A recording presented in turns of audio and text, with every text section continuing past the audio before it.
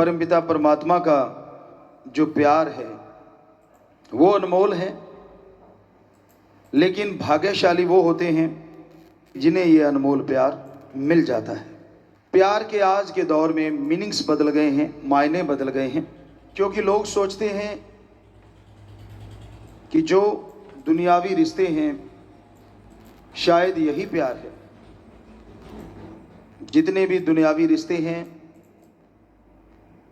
उनके लिए भावना है, एक हद तक आप उस रिश्ते से वो भावना निभा सकते हैं। हद से जब आप गुजर जाते हैं तो वो मोह ममता बन जाता है, जिसके लिए आने वाले समय में आपको दुख भोगने होंगे। हद से ज़्यादा प्यार किसी से भी कोई करता है, मालिक ना करे, उनमें से अगर कोई चला जाता है तो दूसरा रहे कैसे। हद से ज़्यादा प्यार एक से करो जो कभी जाता नहीं, और वो है ओम हरि अल्लाह वाहिगुरु सतगुरु राम। कभी बिछोड़ा नहीं देता, कभी दूर नहीं होता, हर पल हर समय हमारे साथ रहता है, कण कण में जर्रे जर्रे में वो मौजूद है। तो ऐसे परम पिता परमात्मा को अगर सच्चे दिल से याद करोगे, तड़प के याद करोगे, तो उससे एक बार तार जुड़ गई, वो तार टूटती नहीं। चाहे काम वासना क्रोध लोभ मोह अहंकार मन माया कितना भी जोर लगा लें, वो तार इतनी जबरदस्त तरीके से जुड़ती है, उसके लिए दुनिया या ये सातों चोर कोई मायने नहीं रखते। पर इसके लिए पहले अभ्यास जरूरी है, सुमरन करना जरूरी है। तो आप जब भी आपको समय मिले कोशिश कीजिएगा, एकांत में या अपने कमरे में डिम लाइट, अगर अंधकार में आपको डर नहीं या ऐसा फील नहीं होता कुछ, तो बिल्कुल अंधेरे में आप बैठे, पालथी मार के जैसे आप बैठे हो, अपना ध्यान यहाँ जमा के और सुमरन कीजिए। बड़ा मजा आता है। कई बार होता है क्या और भी सोल्यूशन है। ठीक है, आपके कमरे में लाइट है, आपको लगता है कोई आपके साथ हैं परिवारजन, वो अंधेरे में नहीं सो सकते, तो एक पट्टी बना लीजिए कपड़े की, हल्की सी कॉटन की या जो भी कपड़ा देसी जैसा आपको लगे, अच्छी धुली हुई हो, बढ़िया फ्रेश, खुशबू नहीं आनी चाहिए उसमें, तो वो अपनी आंखों पे बांध लो। हल्का सा सुमरन के टाइम बिल्कुल लाइट कपड़ा हो तो यकीन मानो वो लाइट में भी आपको अंधेरा महसूस होगा, और बाकी लाइट में पड़े हैं तो पड़े रहने दो। तो आपके लिए, क्योंकि आंखें डिस्टर्ब करती हैं, अब जब भी आप दिन में बंद करके देखो, एक रेडिश एक लाल पर्दा सा आंखों के सामने दिखता रहता है, क्योंकि ये पलकें आंखों बचाने के लिए है, लेकिन इसके अंदर से लाइट हमारी आंखों में आती है, तो उससे क्या डिस्टर्ब होता है बंदा, उसका जो ध्यान है वो डिस्टर्ब होने लगता है। तो जो साधक हैं, जो समाधि में जाना चाहते हैं, वो ओम दाता रहबर एक होते हुए खंडों ब्रह्मंडों में सैकड़ों त्रिलोकियों में वो रहता है। इच्छा तो होती है उसको देखना चाहिए वो एक है कैसा, तो इस तरह उसे आप देख सकते हैं। सुमरन करने लगो, हो सके तो अर्ली मॉर्निंग 2 से 5, जिसे ब्रह्म मुहूर्त कहा गया है। अलग अलग धर्मों में अलग अलग नाम है। अमृत बेला, बांगे वक्त, फर्ज, गॉड्स प्रेयर टाइम, तो ये सारे अलग अलग पवित्र धर्मों में नाम दिए गए हैं सुबह के समय की। और नासा साइंस के अंदर कहता है ऑक्सीजन प्योर एंड मोर होती है कि early morning between 2 to 5 oxygen pure and more. If you do the practical method of meditation, then your soul power awake and up upside. Soul power, आत्मिक शक्तियां आपके अंदर बहुत ज्यादा हैं। सुना होगा आपने कि संत उड़ा करते थे, उसका मतलब यह नहीं है कि वो पंख लगा के बॉडी समेत उड़ जाते थे। जो रूहानी संत होता है, सूफी संत होता है, बॉडी वहीं रहती है, लेकिन आत्मिक तौर पे वो खंडों ब्रह्मंडों को पार करके परमपिता परमात्मा से जुड़ा रहता है। एक किसी महापुरुष की हमें बात याद आती है कि उसने कुछ मांगा अपने सदगुरु से सत्संग में बैठे बैठे और हाथों हाथ पूरा हुआ। तो उस मुर्शिद के पास जाके वो मुरीद बोला, गुरु के पास शिष्य गया और बोला, हे गुरु जी, आज मेरे साथ ऐसा हुआ, मैंने ये चीज मांगी, मुझे पल में मिली, पहले नहीं हुआ। तो गुरुजी मुस्कुराए, कहने लगे, बेटा पहले तेरा सुमरन उतना नहीं था, दूसरी बात तेरा ध्यान एकाग्र नहीं था, कौन आया, कैसा बैठा है, कपड़े कैसे हैं, खास करके बेटियों को बहुत होता है, बेटे भी खैर आज नेक टू नेक मुकाबला है, ऐसा तो नहीं है, तो वो चेक करते रहते हैं, अच्छा कौन कैसे बैठा।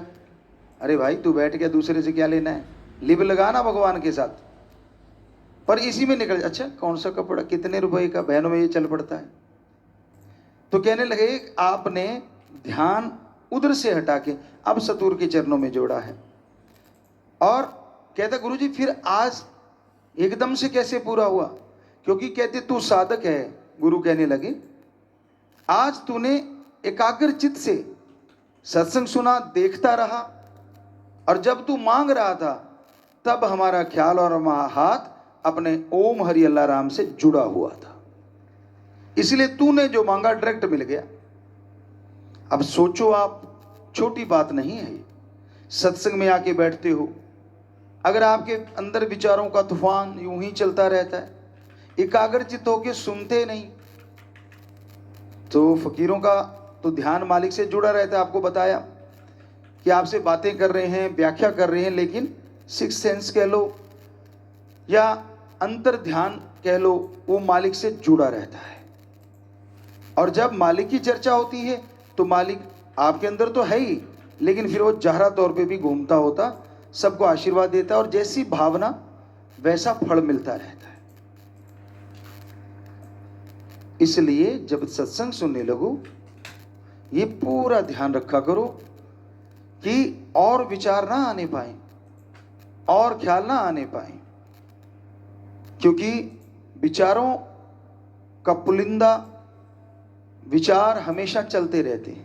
विचार शून्य दिमाग कभी नहीं होता, ऐसा कभी नहीं होता कि दिमाग में कोई विचार ना हो, हर पल हर क्षण।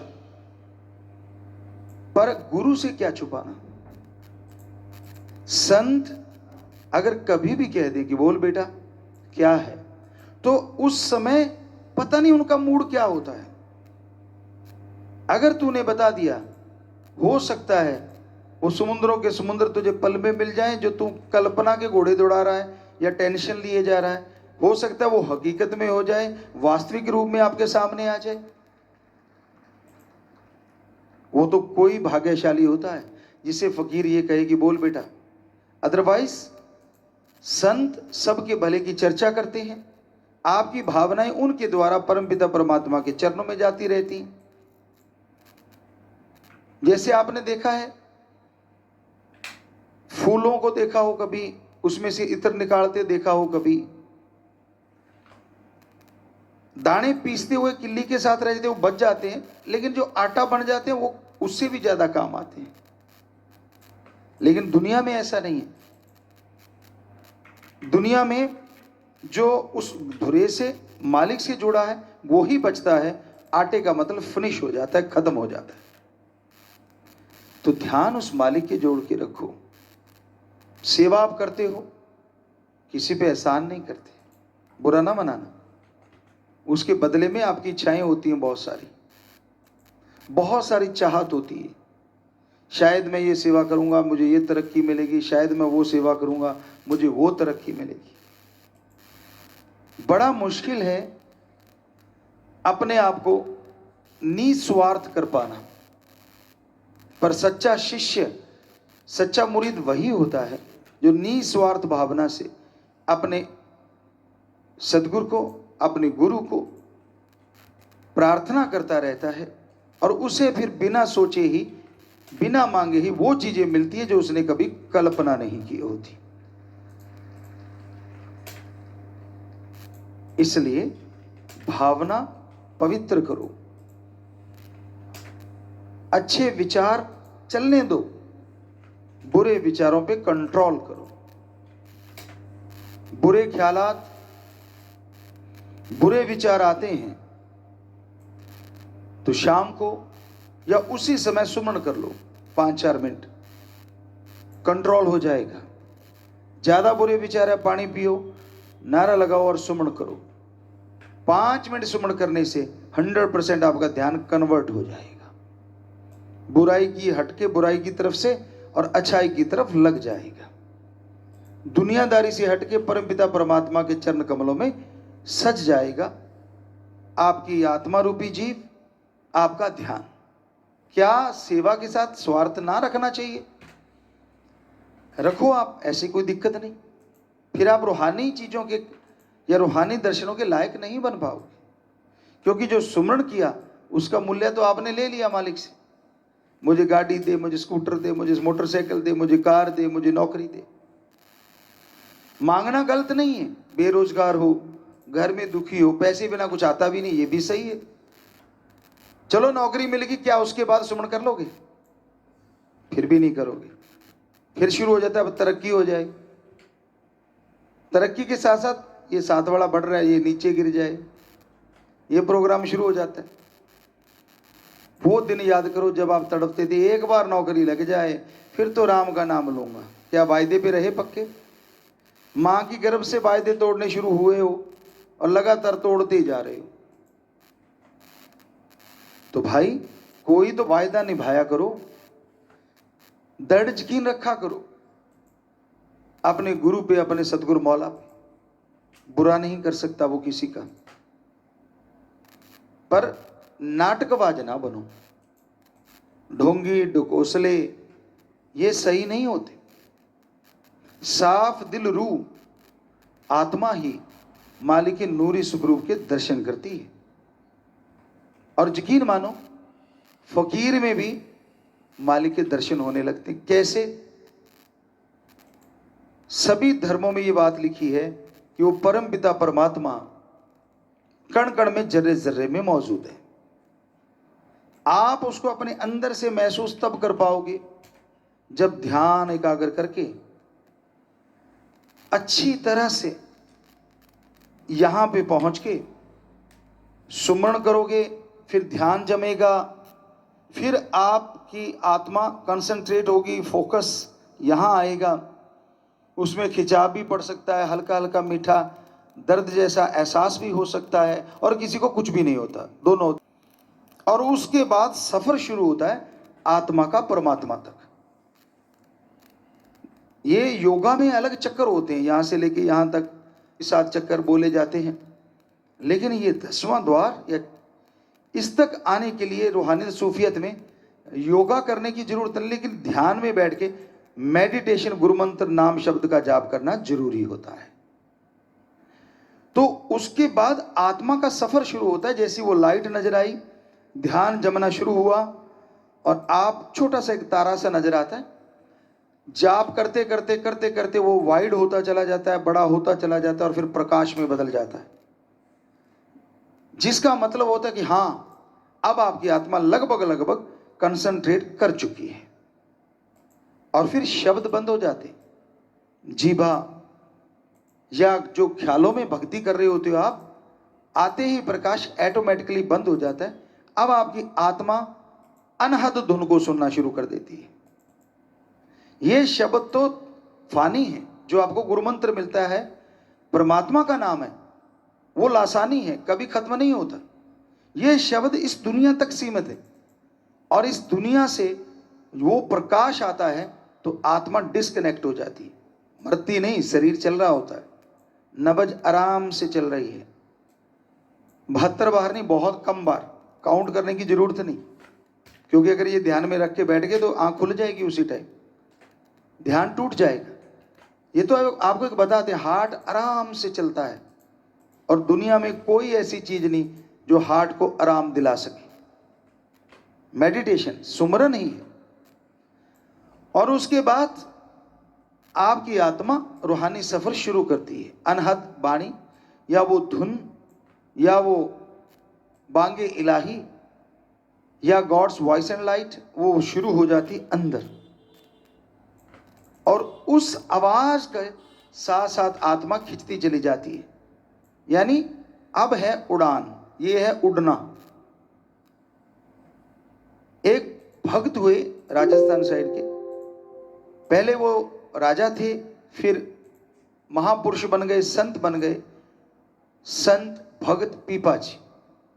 उनकी ये वाणी है, जो ब्रह्मंडे सो पिंडे जो खोजे सो पावे, कि जो ब्रह्मंड में है वो शरीर में है, जो खोजेगा वो ही पाएगा। तो ये सारे आसमान, एक आसमान नहीं, एक को पार करोगे पता नहीं ये सूरज चांद को पार करोगे कितने चंद्रमा मिलेंगे, आपकी रूह बड़ी हर्षाती चली जाती है। फिर परम पिता परमात्मा की तरफ बढ़ती है, तो लास्ट में ऐसे हो जाते हैं, ऐसे एक को ऐसे लाके एक सुई जितनी लोग, उससे निकलती आत्मा फर करके, और ये इस आसमान को, इस त्रिलोकी को पार कर जाती है। फिर खंडों ब्रह्मंडों का सफर शुरू होता है। फिर क्या नजारे हैं, आप सूरज के करीब हैं, बहुत सारे सूरज मिलेंगे, लाखों चंद्र सूरज मिलेंगे, संतों ने ऐसे नहीं लिखा, ये हकीकत है। और जब आप उनके पास से निकलोगे, क्या नजारा आता है, कोई कल्पना नहीं कर सकता। साइंस तो झूठ बोलेगी, क्या कहेगी, संत झूठ बोल रहे, सूरज के पास तो कोई जा ही नहीं सकता, इतनी तपिश है। पर उनको क्या मालूम, आत्मा इतनी पावरफुल होती है, वो सूरज के अंदर से भी निकल सकती है। ये कैसे पॉसिबल है? क्योंकि आत्मा कौन सा ड्रिल मशीन है जो सूरज से छेद करके निकल जाए। आपने फिल्मों में देखा होगा, भूत होता है जो वो कांच के आर पार निकल जाता है दीवार, उसको कोई मायने नहीं रखती। हालांकि लोगों ने डुप्लीकेट ड्रामे बनाए हैं, वो सारे भूत तो होता ही नहीं धरती पे, लेकिन आपको समझाने के लिए उदाहरण अच्छा है। आपने वो देखा होगा, एक भूत है, बंदे अंदर बैठे, कब आ गया वो दीवार से पार निकलता, आदमी नहीं निकल पाता। तो ऐसे ही आत्मा होती है जो प्रभु का नाम जपते तो उसमें इतनी ताकत आ जाती है कि वो कई सूरजों से बढ़ के उसमें प्रकाशमय हो जाता है। तो ये छोटे मोटे सूरज उसके लिए क्या मायने रखते हैं, उनके अंदर से निकलती है, पास से जा सकती है, इतनी पावरफुल हो जाती है। और उसको तपिश तो क्या, हर चीज में ठंडक एहसास होता है। और यूं करते करते लाखों चंद्र नक्षत्र ग्रह के पास से गुजरती हुई आत्मा फिर सारी त्रिलोकियों को त्याग के, सारे ब्रह्मांड को त्याग के, तब भी सुई जितने लोग उसमें से आत्मा निकलती है। और अब शुरू होता है परम पिता परमात्मा का वो रूहानी इलाका, जिसमें नीचे इससे पहले बहुत सारे काल ने भरमाने के लिए चीजें बना रखी, सोने जैसा पानी है, और बहुत बड़े बड़े आम, मान लीजिए जो आपने कल्पना नहीं की, इतने खूबसूरत हीरे लाल जवाहरत के पेड़ भरे हुए हैं, चारों तरफ चमक होती है, चमक दमक, जिसको आप देख पाते खुली आंखों से, नज़ारा बंद जाता है, बड़ी खुशियां मिलती हैं, और आत्मा बढ़ती चली जाती है, बढ़ती चली जाती है। और इन चीजों को जो पूर्ण गुरु से नहीं चिताए हुए, वो यहीं अटक के हूरें, जो कही जाती है ना, हूर का मतलब बेहद खूबसूरत परी परा, यानी अपनी भाषा में बोलें तो आपने कभी ना देखी हो ऐसी खूबसूरती औरत और मर्द के रूप में वहां आपको नजर आएगी। जो पूर्ण गुरु के चिताए नहीं होते, वो आत्मा फिसल जाती है और वहीं अटक के रह जाती है। बड़े बड़ी हस्तियां यहीं तक रुक गई, क्योंकि वो काल का सुनहरी जाल है। मन माया काम वासना क्रोध लोभ मोह अहंकार को जब तोड़ के आत्मा निकल गई, तो लास्ट में काल आता है, महाकाल। तो वो इस तरह से जीवों को भरमाता है। पर पूर्ण गुरु की चिताई आत्मा उनको देखती है, सारी चीजों को आनंद महसूस करती है, लेकिन अपनी धुन को नहीं छोड़ती। और वो फिर जब सुई की नोक आपको बोला था, वो जगह आती है ताकि थोड़ा दर्द का एहसास हो।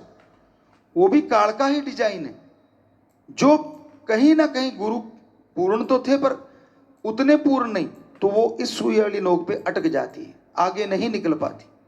अगर पूर्ण गुरु है, क्योंकि वहां धुन रुक जाती है उसके लिए, काल ने वचन लिए हुए हैं परमात्मा से, आत्मा रुक जाती है। लेकिन जो भक्ति करके सारे पाप गुना त्याग के सतगुरु से जुड़ता और दृढ़ यकीन रखता है, उसकी आत्मा के लिए धुन बंद नहीं हो सकती। और उस धुन के सहारे वो सुई की नोक से निकलती है। तो ये मालिका अब आ गया रूहानी पड़ाव। वो था काल की नगरी, लेकिन मालिक का दायरा वहां से शुरू होता है। काल की नगरी तो सारी त्रिलोकियां उसने बनाई, बुत तो उसने बनाए, जान परमात्मा ने डाली। तो अब ये आता है निज धाम सचखंड सतलोक अनामी सतनामी, ऐसा देश जिसकी आप कल्पना नहीं कर सकते। दुनिया में जितने भी लोग, आप आदमी को ले लें कि जितने भी आदमी हैं सबकी चॉइस अलग अलग होती है, टेस्ट अलग अलग होता है, मीठा कड़वा नमकीन चीजें पसंद होती, पर वहां पहुंचते ही ऐसा नजारा बनता है, कैसा भी आपका टेस्ट है उससे अरबों गुना बढ़ के वो टेस्ट आपको वहां आनंद के रूप में पैदा होता है। और फिर वो स्थिति आती है परमानंद की। अब पूर्ण गुरु है, पूर्ण सतगुरु फकीर है, तो मालिक को सबसे पहले उस रूह को उस रूप में रूहानी दर्शन देने होते हैं। तो आपने सुना, अभी तो बहुत पढ़ा है लेकिन इतना ही काफी है। अगर कर पाओ तो यहां चढ़ाई करने के लिए इतना कुछ करना है, और दूसरी तरफ वचनों के पक्के, दृढ़ यकीन, एकाग्र चित्त, मीठा बोलना, स्वभाव के अंदर नरमी, ये चीजें लेके आगे, दीनता नम्रता, ना गाली गलोच, हाथ जोड़ के बात करो। हम तो सबके करते, हम तो नौकरों के नौकर है ना। कोई जिम्मेवारी मिल गई या कुछ पदवी मिल गई या डिग्रियां मिल गई या कोई ओहदा मिल गया तो उसको लगता नहीं मैं कुछ और बन गया। एक कहावत है, हम कुछ और बन गए जी, हम वो नहीं रहे। पंजाबी च कहते असीं हुण होर बन गए जी। सो होर क्या बन गए आप? इंसानियत तो मरनी नहीं चाहिए ना। तो दीनता नम्रता हो, तीन वचनों का पक्का हो, दृढ़ यकीन रखता हो अपने सदगुरु मौला पे। ये नहीं जब सामने है तो हाँ जी हाँ जी हाँ जी हाँ जी, और थोड़ी पीठ घुमाई तो मन मते, इधर भी जा रहा है उधर भी जा रहा है, ये भी कर रहा है वो भी कर रहा है, पता नहीं क्या क्या। वो तो आप जानते हैं आप क्या करते हैं। संत झूठ नहीं बोलते, गला कटवा सकते, झूठ नहीं बोल सकते। तो सच यही है कि ये सारी चीजें त्याग के जब आप अपने सतगुरु पे 100% दृढ़ यकीन कर लेते हैं कि वो अनजाने में भी कोई वचन कर दे तो उसमें राज होता है। जब ये स्थिति आ जाती है और फिर सत्संग में आके बैठो, ध्यान जमा के रखो और एक एक बात को कानों में उतारते चले जाओ। वो जो चढ़ाई में इतना समय लगा था, हो सकता है परमपिता परमात्मा आपके गुरु के रूप में आपको रूहानी दर्शन दे दे एक पल में। अब दो ही रास्ते हैं, एक समाधि लगा के सुन समाधि में जाओ, उसके लिए हो सकता है पता नहीं कितना टाइम लगे, और ये बड़ा आसान तो ये भी नहीं है कि तीन वचनों पे दृढ़ यकीन करना है, विश्वास रखना है, तीन वचनों को काटना नहीं है। निगाह से भी कोशिश करो ना कटें, ख्यालों से भी ना कटें। चलो ख्याल कंट्रोल में तब तक नहीं जब तक सुन समाधि में नहीं जाते। उसके लिए बोल दिया 5 मिनट सुमन करो, पर जब सत्संग में आके बैठो, एकाग्र चित्त, ध्यान जमा हो और कान खुले हों, ओपन माइंड, ना कि नैरो माइंड। तंग दिली से मत बैठो, खुले दिमाग से बैठो। सुनेंगे ध्यान से, मानेंगे और ध्यान जमा के रखो। पता नहीं कौन सा वो पल आ जाए जब आपके संत पीर फकीर में परमपिता परमात्मा जाहिर नजर आ जाए। कितना आसान तरीका है। हम तो हमेशा आके ये नजारा ही देखा करते थे। ये नहीं आपको कहेंगे हम सुमन नहीं करते, वो तो सतगुरु जन्म से ही उन्होंने जोड़ा हुआ था, वो एक अलग चीज है। 5-6 साल के तो हम वैसे ही जुड़ गए थे, 6 साल के में भी। तो कहने का मतलब सुमन तो करते ही थे, समाधि में जाते ही थे, सब कुछ ये तभी तो एहसास किया। पर जब बेपरवाह जी के सामने आते थे तो ये नहीं होता था, बस एक टक उनको देखना, आपको कहते कभी कभी, हमारा तो बैठते कनेक्शन स्टार्ट हो जाता था और जुड़ा ही रहता था। वो चल रहे हैं, उनके चरण कमल बढ़ रहे हैं आगे को, लेकिन क्या नजारा, क्या रूहानी नजारा। उनके साथ सेवादार कौन है ये याद नहीं रहता था, क्योंकि एक यार का ही प्रकाश आता था, बाकी तो दिखते ही नहीं थे उस प्रकाश में, परछाइयां भी नहीं दिखती थी। हालांकि कितने लोग साथ होते थे। और अब भी देखा होगा आपने, अब तो चलो मानी बात, लेकिन तब भी हम बेपरवाह जी पैदल चलते, आगे पीछे लोग चलते ही थे, नेचुरली है। तो कुछ नहीं दिखता था, सिर्फ यार। ये कैसे पॉसिबल? मान लो सतगुरु यहां जा रहा है, 4 लोग इधर हैं, 2-3 लोग इधर जा रहे हैं, 1-2 आगे हैं, तो वो तो बीच में आ गए, सब कुछ सफाया हो जाता है। जब रूहानी नजारा बनता है ना, कुछ नहीं दिखता, वो रूहानी पावर ही नजर आती है। और आपको तो कई चीजें दिखती हैं, इससे यारी डाल लूं तो काम बन जाएगा, वो थोड़ा सा और नजदीक है उससे यारी डाल लो तो काम बन जाएगा। अपना तो किसी से यारी नहीं थी, बचपन से एक ही था, शस्त नाम शाह मस्तान, एक ही है और एक ही रहने वाला है, दूसरा आने वाला नहीं है।